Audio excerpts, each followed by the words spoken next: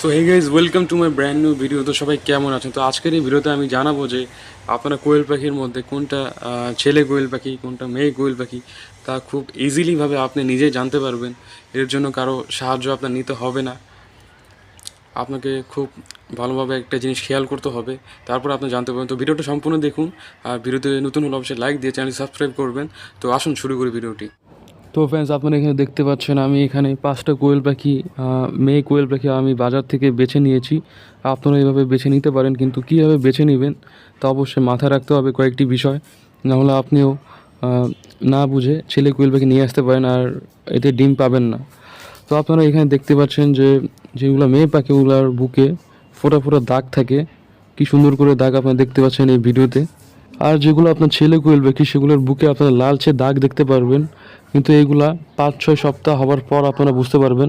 আর যেগুলো ছেলে কোয়েল পাখিগুলো খুব জোরে ডাকে, মেয়ে কোয়েল পাখিগুলো সচরাচর তেমন একটা ডাকে না, খুব অল্প আস্তে আস্তে আওয়াজ করে।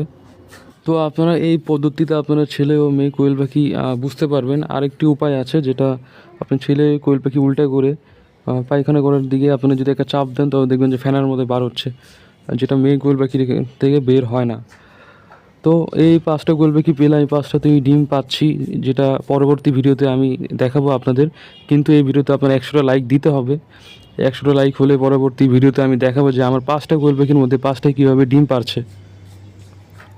তো দেখুন কি সুন্দরভাবে কত হেলদি কোয়েল পাখি রয়েছে। আপনাদের আমি সব টিপস এখানে দিয়ে দিব। তো এই ভিডিওতে আপনাকে 100 লাইক কমপ্লিট করতে হবে, আর চ্যানেল নতুন হলে অবশ্যই ভিডিওতে কি লাইক দিয়ে চ্যানেলটি সাবস্ক্রাইব করতে হবে। তো সবাইকে ধন্যবাদ, সবাই ভালো থাকবেন।